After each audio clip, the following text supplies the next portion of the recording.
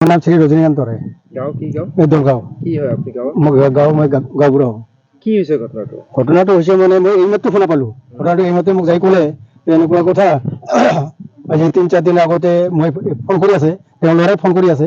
Phone কৰি কওঁতে সিহঁতে বোলে কয় যে এনেকুৱা কথা যে মোৰ মা বোলে মুড়ি ভাজি আছে, অমুক কৰিছে তমুক কৰিছে এনেকে কৈ আছে। সঁচা কথাটো নহয়, মিছা কথাই কৈ আছে আমি জানামতে। তাৰপিছত এইমাত্ৰ মোৰ ওচৰত গ'ল, মোটামুটি ধৰি লওক 1 ঘণ্টা হ'ব, যে মই যাই কথা ঘটনাটা ক'লে এনেকুৱা এনেকুৱা কথা মোৰ মাক গণত কি কৰি নদীত পেলাই দিছে। এই ঘটনাটা ক'লে এইটো হৈছে মানুহজন হ'ল কি কয় যাৰ ভোটগাঁৱৰ মানুহ, এই যে নিপেন বৰ্মন, নিৰঞ্জন বৰ্মন। তেওঁ যে দেৱালয়ক ছেকেণ্ড মেৰেজ কৰিছে। মই দলগাঁৱৰ গাঁওবুঢ়া হৈ কৈ আছো যে এই বিষয়টো লৈ উচিত তদন্ত হ'বৰ কাৰণে মই প্ৰশাসনক সকীয়াই দিলো। উচিত তদন্ত হ'ব লাগে। এবারে সকালে 10টার সময় ফেসবুক চালু করলাম, তাই মহিলাকে মারার জন্য কি পারলাম, তাইতে আমার মা হয় কার মারেন? নিরঞ্জন বর্মন। যখন মা জানি হচ্ছে বাবাই হয়, বাবা ভয় হবে সেকেন্ড ম্যারেজ বাবা। তারপরে ভাইয়ের ফোন করলাম, ভাইয়ে করলাম, তা ভাই কয় এটা আমারে মা হয়। এইটুকু জানি, আর কিছু জানি আমার নায়নের বিশেষ চাই, বিশেষ চাই। হঠাৎ মানে এই বৃহস্পতিবার দিন মানে ভাড়া ঘৰত তাৰ মা মানে পিঠা খাবাৰ জন্য আমাৰ ঘৰত নিয়ে গেছিল। কোনে লৈ গৈছিল? আমাৰ দেউতাই আৰ কি, যেটু আছে। আচ্ছা। তাৰ ঘৰত নিয়ে যাওয়াছিল। তাৰ ঘৰত নিয়ে যাওয়াৰ পিছত মোক ফোন কৰিলে ষ্টেচন পকাৰত নামিখিনি কল বোলে মই ঘৰত পাইছোঁ। তারপর ফোন চোন করা নাই। তারপর রাত্রিবেলা আমি ভণ্টিটো কান্দি আছিল, তার ফোন কথা পাতিব বুলি। তার ফোন মারছিল, ফোন মারার পিছত ফোন নুঠাই।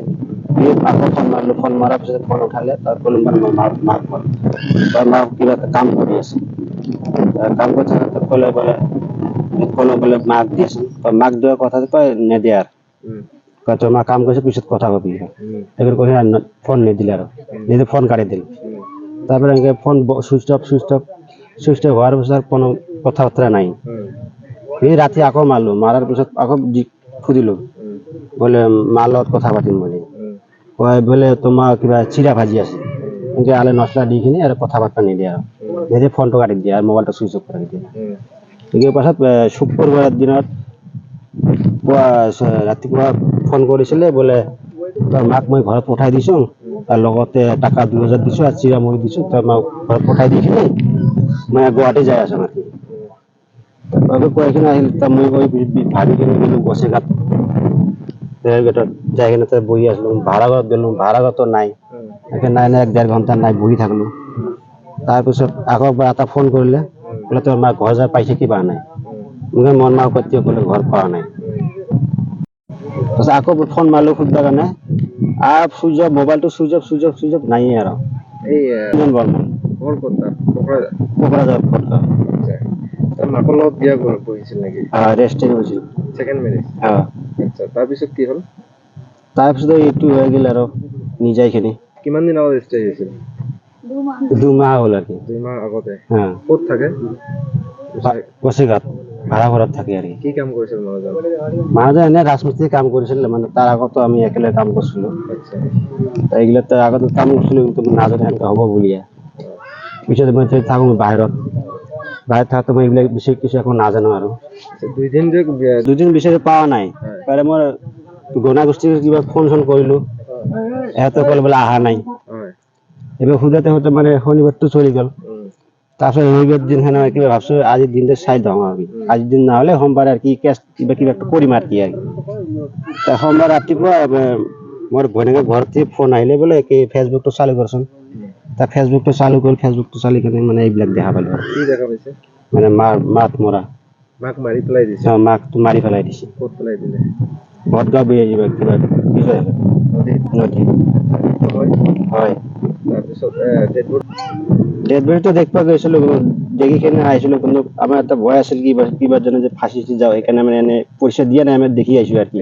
এইটো হয়। কোনে মাৰিলে এইটো? নিৰঞ্জন বৰ্মনে। দেউতাই হয়।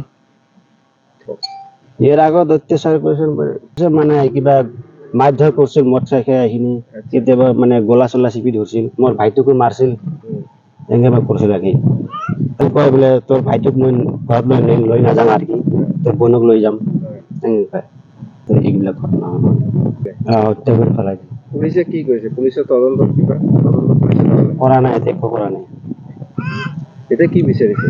এতিয়া নিয়ে বিচাৰি আছো তাক শাস্তি দিব লাগে